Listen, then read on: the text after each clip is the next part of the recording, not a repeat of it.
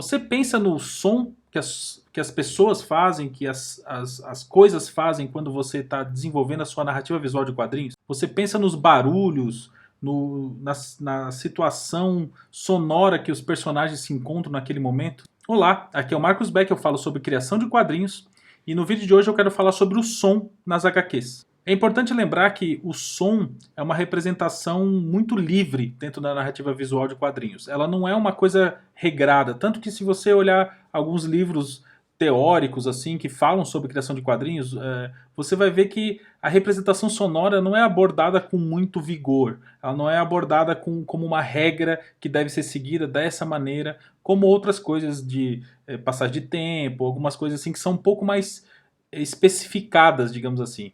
Né? Não quer dizer que essas outras coisas são regras que você é obrigado a seguir, porque você tem que ser criativo e tem que sempre tentar buscar coisas diferentes e formas diferentes de representar aquilo que você quer na narrativa visual. Mas é importante lembrar que existe meio que um jeito que já é a convenção de fazer. Então você sabe que se você usar uma sequência específica de quadros, você vai dar uma sensação para o leitor, né, que o cérebro do leitor vai preencher aquilo de uma forma específica, e se você fizer de outro jeito, talvez não tenha o mesmo efeito. Então é um pouco mais regrado, é um pouco mais já investigado, digamos assim, toda essa parte da narrativa mais de passagem de tempo, de ângulos, de enquadramento, de calha, tudo isso é muito mais...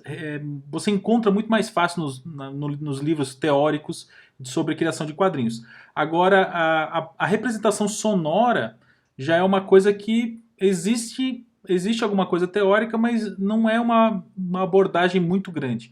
Eu acredito sinceramente que isso acontece porque é uma das partes mais pessoais assim da narrativa. Existe muita coisa pessoal numa narrativa visual. Você como autor, como autora, vai fazer a narrativa do jeito que você gosta, do seu jeito, né? Vai contar a história de forma visual do seu jeito.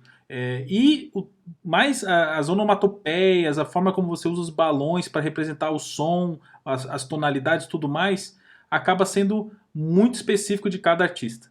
E é sobre isso que eu estou falando nesse vídeo de hoje. Eu quero falar sobre a onomatopeia, ou seja, a representação textual de todos os tipos de barulho que você encontra no mundo, e também sobre o tom de voz que as pessoas usam para se comunicar, que é uma coisa importante que dá uma diferença muito grande na hora de passar uma cena, né? de você passar um sentimento específico através de uma cena. O que eu fiz antes de começar esse vídeo, para preparar o conteúdo desse vídeo, foi observar gêneros diferentes de quadrinhos e estilos diferentes de quadrinhos, vamos dizer assim.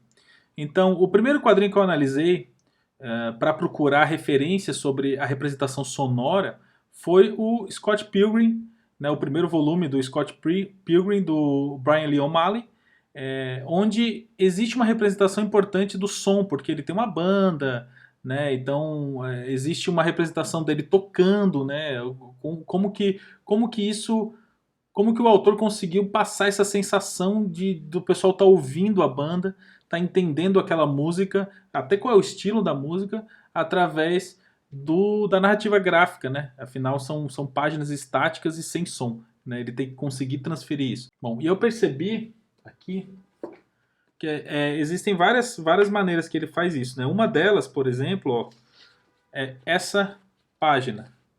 É uma representação específica da banda tocando, aí você pode ver o som saindo, né, dos instrumentos musicais aqui, com uma representação bem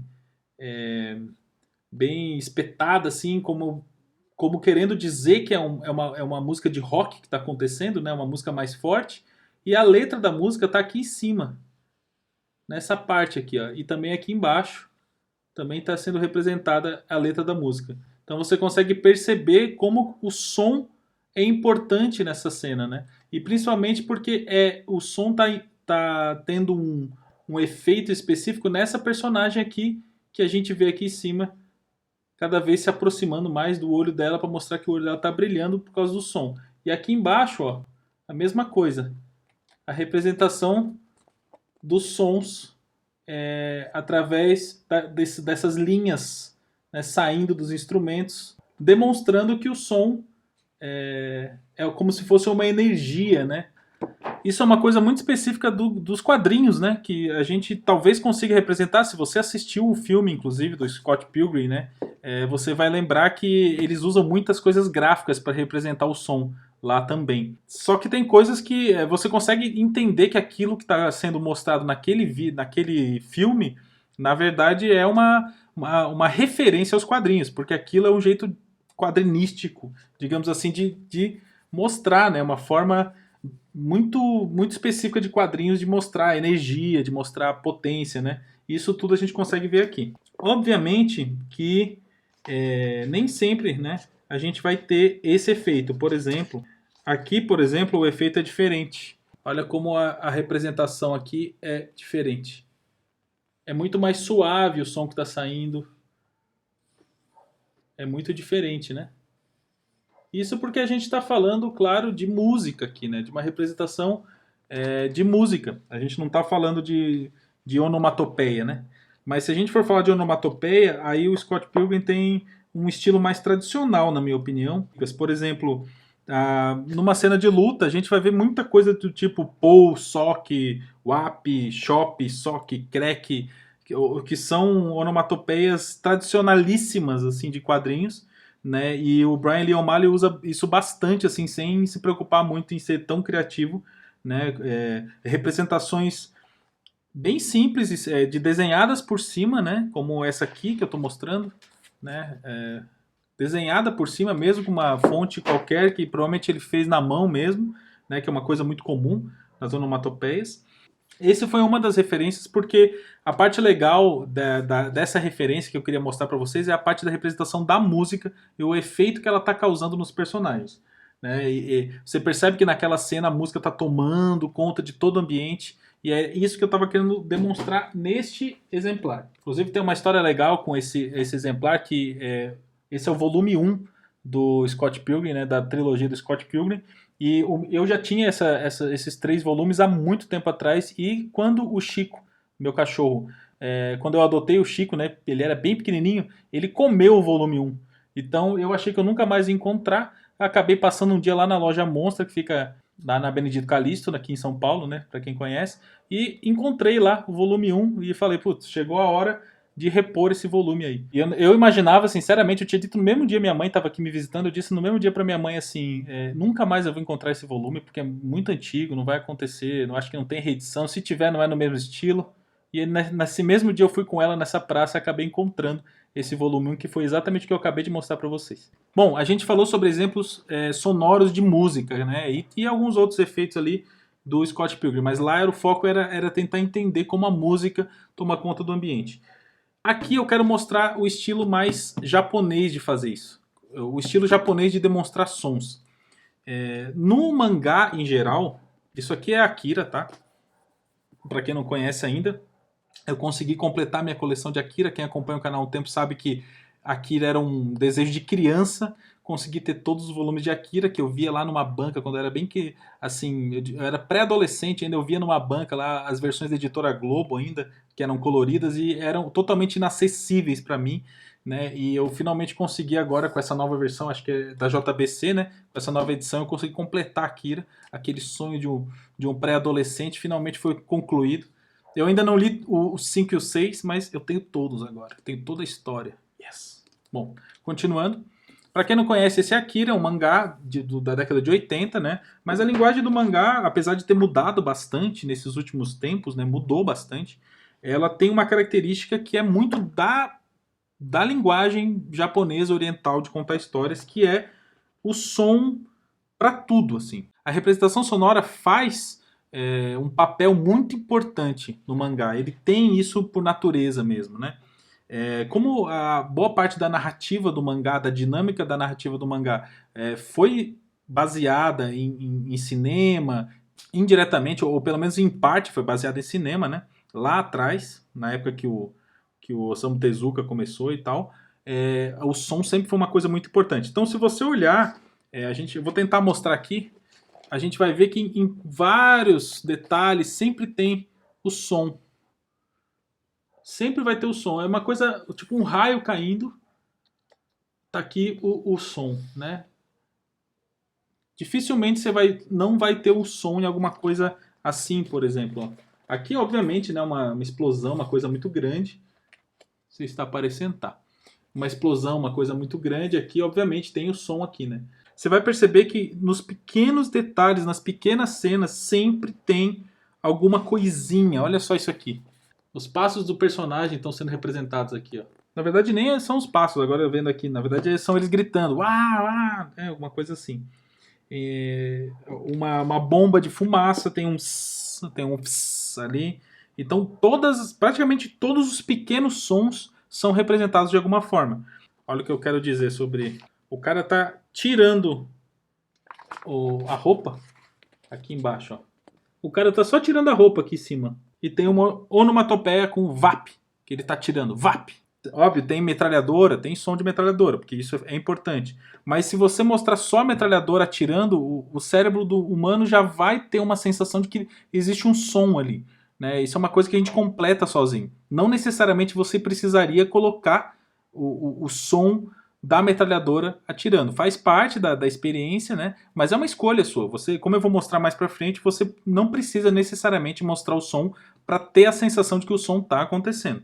Então é interessante ter essa representação desse tipo, né? A gente viu ali no Scott Pilgrim, por exemplo, que eu acabei de mostrar, a representação da música é muito importante na história. Mas essas pequenas coisas do tipo passinhos, coisinhas, não necessariamente são representadas na narrativa do Brian Lee O'Malley. Né? Mas aqui no Katsuhiro Otomo, acertei o nome? Aqui no Katsuhiro Otomo, ele já representa tudo. Uma roupa abrindo, uma pessoa caminhando, uma multidão lá no fundo fazendo uá, uá, uá. Ele representa também. Então é interessante ter esse contexto, né, sobre o tipo de narrativa que cada um está escolhendo fazer. E isso, lembre-se, a gente não é obrigado a seguir o estilo do mangá, não é obrigado a seguir o estilo dos americanos, não é obrigado a seguir o estilo europeu. Você pode criar o seu próprio jeito, e é sobre esse jeito que eu quero falar agora, no próximo exemplo que eu vou dar, que é o Tungstênio, do Marcelo Quintanilha. Então, brasileiro, artista nacional, quadrinista nacional, que está sendo bastante reconhecido, né, nos últimos tempos aí, e exatamente por esse reconhecimento, até internacional, né, tem sido publicado em vários países, ganhou prêmio, acho que ele ganhou o prêmio no Angoulême, lá, né, que é um festival de quadrinhos lá na França. Angoulême, não sei como pronuncia isso. Então foi por causa desse reconhecimento que eu acabei adquirindo, né, comprando, eu quis ler o que era essa obra que todo mundo falava, inclusive a capa francesa, se eu não me engano, é muito mais bonita. É uma que são as pernas do personagem com o mar aqui. Eu não sei se é francesa aquela capa, mas é muito legal. E eu queria muito que a nossa edição fosse com aquela capa também. É muito bonita mesmo. Se eu achar a capa, eu vou mostrar aqui. Eu provavelmente vou achar, né? Vou mostrar ela aqui para você ver do que eu estou falando. Mas vamos falar um pouquinho então sobre o fato de a gente não precisar seguir padrões europeus, orientais, norte-americanos para poder fazer as nossas onomatopeias. A questão não seguir os padrões não quer dizer que você não vai beber nessa fonte, que você não vai se basear nessa fonte. Né? Eu me baseio demais no mangá, quem lê as minhas histórias em quadrinhos sabe disso. Então eu não estou querendo dizer que o que eu vou mostrar aqui, por exemplo, é diferente de tudo que você já viu. Não é isso. Eu estou querendo só dizer sobre o beber na fonte, né? As opções que a gente pode combinar para ter. Se você olhar o trabalho do Marcelo Quintanilha, você vai ver que não necessariamente existe um estilo narrativo baseado em alguma coisa. Né? Você vai ver que ele tem o jeito dele, ele faz os quadros assimétricos, ele não deixa um tamanho de calha específico. Inclusive eu já vi uma entrevista com o Marcelo, onde ele fala que para ele a unidade narrativa do quadrinho não é a página, como a gente costuma falar do fluxo de leitura, né, da sequência dos balões. Para ele, como artista, como quadrinista, ele acredita que o quadro é o fluxo, é a unidade narrativa da página. Então ele diz que se preocupa apenas com o quadro e não com o contexto da página inteira. Apesar de que eu acho que as páginas dele tem uma composição legal. né? Obviamente ele pensa na composição da página, não é isso que ele quis dizer. Ele já não usa tanto uma distância padrão entre um quadro e outro, que seria a calha, né? Ou a sarjeta. Ele não costuma usar essa distância padrão, ele usa distâncias diferentes. Né? E isso não atrapalha a leitura de forma alguma, pelo contrário, fica bem legal também. Ele usa coisas muito padrões, assim, tipo onomatopeias, voltando a falar de sons, né? Como o barulho do carro ser ron, né? Nessa cena aqui, ó, o barulho do carro ser representado com ron, é uma coisa bem padrão. Mas o que eu acho legal é que ele usa uma característica que eu gosto bastante que é a composição da onomatopeia dentro do contexto da arte. O que eu quero dizer? É uma coisa que eu gosto de fazer, eu até acho que eu faço pouco, mas eu gostaria de fazer um pouquinho mais. Olha aí que interessante. Olha como a arte da onomatopeia entra, né, dentro entra dentro é estranho, né? Mas como a arte faz parte do quadro, né? É quase como se a madeira aqui, né, também fosse essa parte dessas letras atrás, né? Então a onomatopeia aqui ela está exatamente dentro do quadro, né? Não dentro fisicamente, mas dentro do contexto da arte do quadro. Então a gente consegue perceber isso analisando como essa onomatopeia se encaixa dentro dessa arte e forma um quadro com uma composição muito legal, que é esse formato em arco aqui em cima. Né? Se você perceber, todas as letras estão apontando para o centro do quadro, causando esse efeito de estar saindo, né? Daqui ele abre para sair local onde aconteceu esse som, né? Então ele se abre a partir daí. Esse tipo de coisa que eu estava querendo demonstrar da arte do Marcelo Quintanilha. E são vários, ó, a gente pode ver que ele usa isso com uma certa frequência, olha aqui. Ó. E eu acho um dos usos mais legais assim, de onomatopeia é você conseguir fazer com que ela faça parte da arte de alguma forma. Bom, e é legal ver essa mistura, né, que a gente vai... Eu acredito realmente que o quadrinho ele vai se transformando e vai ficando cada vez melhor exatamente porque vai misturando referências, né? E aí você tem uma coisa 100% original aqui. É uma arte que bebe muitas fontes, mas que é bem original. E aí traz essa ideia das onomatopeias dentro, que pode ser vista hoje em dia em quadrinhos americanos, pode ser vista em quadrinhos europeus, pode ser vista em quadrinhos orientais e pode ser vista em quadrinhos nacionais também. Para terminar os exemplos, né? Terminar não, que ainda tem mais um, que é um quadrinho totalmente sem som que eu vou falar já já. Mas para terminar esses exemplos de estilos narrativos, eu tenho essa demonstração aqui do Reino do Amanhã, que é do Alex Ross, escrita pelo Mark Waid. Aí eu já não sei se os efeitos sonoros o Mark Waid que escreveu no roteiro ou se foi só o Alex Ross que tomou a decisão sozinho, mas onde se usa pouquíssimos efeitos sonoros. Pouquíssimos, assim, quer dizer... Se você pensar, por exemplo, que existe uma cena inteira, como eu estou mostrando agora, de luta, onde não existe nenhuma onomatopeia, então a gente pode considerar que é uma cena muda, que é uma cena que, de forma deliberada, o artista não quis representar, né, com sons. Mas em alguns momentos, se você perceber, existe sim som. Então são momentos específicos. Por exemplo, né, tem uma cena onde um raio cai e a gente não ouve barulho de nada. Tipo, onde você já pensou um raio cair e não ter barulho nenhum. Isso pode acontecer, né, em uma opção de narrativa do autor. Né? Como eu falei, às vezes só você vê o raio caindo, você já pensa na hora que aquele raio está fazendo barulho. Então você não necessariamente precisaria, né, de uma onomatopeia naquele caso. Mas em muitos casos aqui você vai perceber que está acontecendo até cenas de combate, de tiro, de luta e não tem onomatopeia. Como eu falei, é uma escolha narrativa do autor.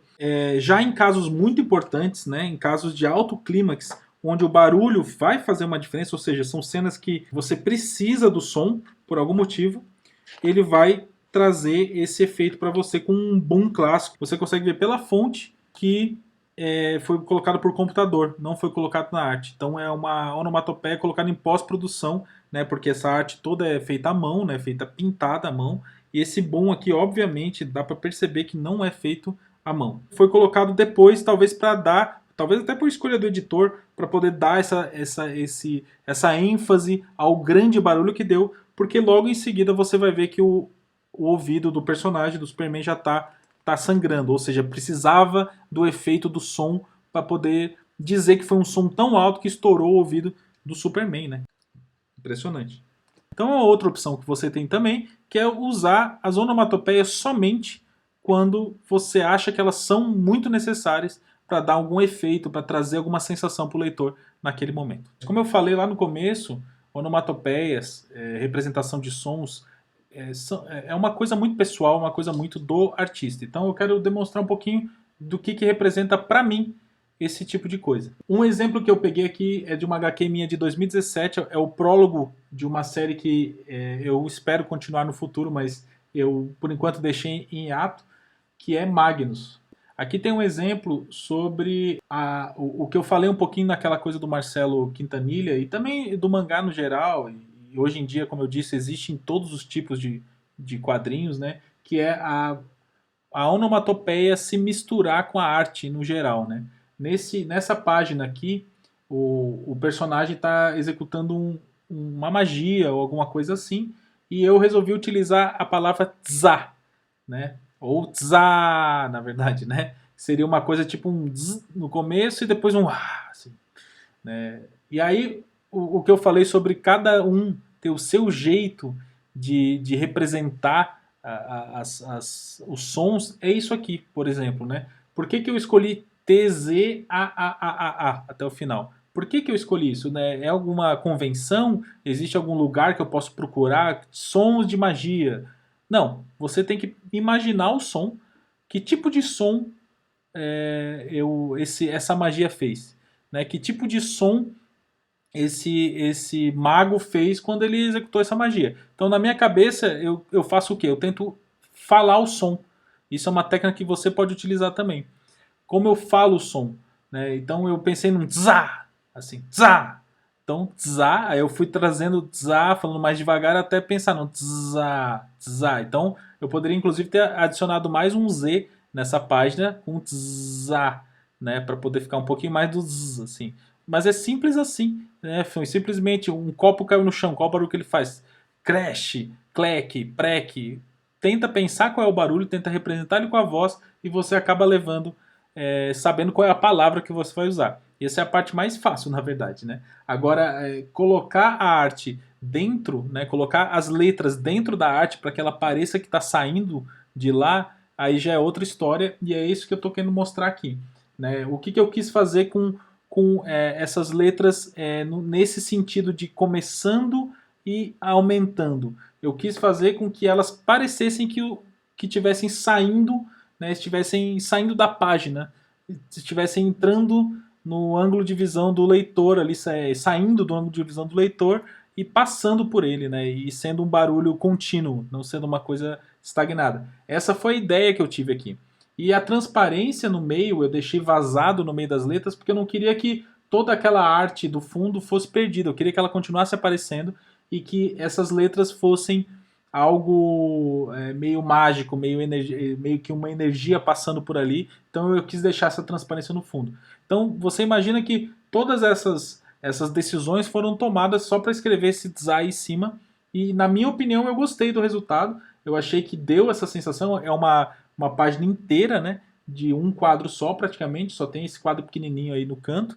Mas é uma página inteira praticamente só para mostrar essa energia, só para mostrar esse evento que aconteceu na cena, e aí eu pude usar praticamente a página inteira para colocar uma onomatopeia gigante e fazendo essa sensação de sair da página. Outro exemplo legal que vem logo em seguida, a gente tem essa é a página 9, a gente tem a página 10, e aí já vem a página 11, que aí tem outra forma de onomatopeia que eu achei legal, assim, que eu me orgulho de ter pensado nisso. Talvez a execução não tenha ficado tão legal, mas acho que deu para entender o que eu quis dizer. Nessa página, a ideia era que os tap, tap, tap, tap, tap fossem os passos dos guardas correndo logo depois de ouvir aquele barulho da outra onomatopeia. Por isso, inclusive, que o barulho da outra, o texto da outra era muito grande, para mostrar que era um barulho muito alto. Né? E aí eu comecei colocando o tap bem pequenininho aqui em cima, né? Nessa parte de cima aqui, Comecei colocando tap, tap, tap bem pequeno, e em seguida ele vai aumentando um pouquinho, né? E aí eu fiz esse sentido de onda aqui exatamente para ter a sensação de que ele é um som de fundo, né? Eu falei um pouquinho disso ali no exemplo do Scott Pilgrim. É um som que está tomando o ambiente aos poucos. Então ele vem numa onda e vai aumentando o tamanho das letras, né? Para poder mostrar que está se aproximando, o som está ficando cada vez mais alto. No quadro do meio aqui, você pode perceber que eu escondi aqui os taps aqui, porque é como se eu tivesse ido com a câmera para lá. Então eu cheguei lá perto dos caras, então os tap, tap, tap têm o mesmo tamanho, porque eles estão na mesma posição, né? A gente está ouvindo eles muito próximos já naquela cena. Então quando a gente volta para o quadro de baixo, a gente volta a ter o tap subindo, né, de tamanho, né, aumentando o tamanho e fazendo essa curva de ondulação, né, para mostrar que ele continua subindo, está chegando cada vez mais perto. Quando a gente vai para a última página, para a próxima página, a gente vê essa última representação aqui, essas duas últimas representações do tap tap tap, a de cima e a de baixo. Eu não quero que o leitor pare de pensar que o som continua vindo, né? Por mais que eles estejam conversando e ela está tendo outra cena aqui, o tap, tap, tap continua aparecendo. Ou seja, o som dos passos da corrida, dos guardas, continua incomodando e isso vai criando uma certa tensão, vai criando uma certa sensação de que você precisa tomar uma atitude logo, porque aquele som não para de aparecer. Se eu tivesse ignorado o som a partir daqui, eu poderia não ter passado para o leitor a sensação de urgência que ela tem de tomar a decisão de pular ou não, né, a partir dessa próxima página. E aí ela toma e a gente tem um tibum aqui para mostrar que ela caiu na água, né? Como eu falei, isso aqui é legal de colocar, não é obrigatório, eu poderia não ter colocado um tibum, só mostrar da água dando splash, mas eu gosto em eventos importantes, né, que chamam a atenção, eu gosto de usar essa letra vazada, né, que não deixa de mostrar o cenário do fundo, mas ao mesmo tempo tem uma grande parte na composição do quadro. Bom, aqui eu tenho um outro exemplo que eu achei agora, que é da minha HQ curta chamada Batalha, que foi essa tzá aqui, que eu usei o mesmo, agora que eu percebi, eu não sabia disso quando eu abri o exemplo, mas eu usei o mesmo efeito sonoro que eu usei lá no outro exemplo que eu acabei de mostrar, que foi o Magnus, né, que era o tzá, né, que foi um efeito de magia, né? Então essa espada dele aqui está aparecendo graças a alguma magia, né? Então eu quis usar o efeito do tzá aqui de baixo para poder mostrar que ele está atravessando os quadros, né? Esse é o exemplo específico que eu quero mostrar aqui. Eu tenho 4 quadros e essa cena está acontecendo nos 4 quadros, né? E eu quero eu não queria ficar repetindo o tzá em cada quadro, porque ia dar a sensação de que estava acontecendo de forma intermitente, tipo tzá, tzá, tzá, tzá, né? Na verdade eu queria um tzá bem grande. Então eu tirei do quadro. Eu não deixei ele dentro do quadro, eu botei para fora e fiz com que ele atravessasse de forma horizontal todos os quadros onde essa ação está acontecendo. E foi por isso que eu trouxe ele para fora dos quadros. Então agora, mesmo o meu olho passeando pelos 4 quadros, eu continuo tendo a sensação que teve um barulho só de tzá, né, acontecendo nessa cena. Bom, eu falei aqui já sobre representação um pouco de música, né? Eu falei um pouquinho sobre ambientação, né? Como que você faz para ambientar o leitor no som. Eu mostrei exemplos de quadrinhos que fazem uso excessivo não excessivo, né? Mas que fazem muito uso de onomatopeia para qualquer coisinha. Quadrinhos que que usam onomatopeia somente em alguns casos, bem específico, quando tem muita importância. Mostrei como a arte da fonte, né, das letras, pode ser parte do quadro, da composição do quadro, e falei também como você consegue descobrir qual é a palavra que você vai usar para representar algum som específico, né? Agora faltou falar de uma última coisa, que existem quadrinhos sem som, quadrinho mudo. E um exemplo legal. E um exemplo que eu acho muito legal é esse aqui, ó, um pedaço de madeira e aço. Se você perceber, esse quadrinho é 100% mudo. Você basicamente não tem som de verdade. Por quê? Ele é um quadrinho mudo porque ele não tem fala? É um quadrinho mudo porque não tem fala. Mas ele também é um quadrinho mudo porque não tem onomatopeias nenhuma. Eu dei uma folhada de novo para ter certeza aqui e eu não achei nenhuma onomatopeia. Isso é uma escolha narrativa. Isso é importante que você saiba que é possível também. Mas esse é um exemplo aqui incrível de como contar uma história muda, de verdade, sem som nenhum, tá? Se você ainda não leu Um Pedaço de Madeira e Aço, então eu recomendo que você compre, porque é um... Eu adoro Chaboté, né? Eu gostei bastante disso aqui. Eu tô com Solitário, que é outra dele ali, que eu ainda não li. Eu tô desesperado para ler de uma vez.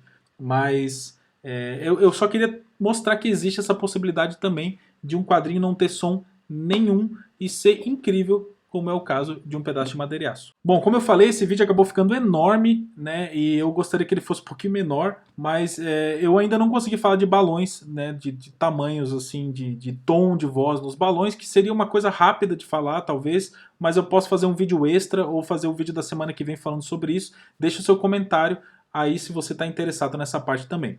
Então, muito obrigado por assistir até aqui. Se ficou alguma dúvida sobre esse assunto ou se você quer que eu aborde mais sobre esse assunto, deixa um comentário também. Se você ainda não é inscrito no canal, se inscreve no canal e ativa o sininho para receber notificação quando eu colocar o vídeo novo. Se você curtiu, dá uma curtida para mim e espero você no próximo vídeo.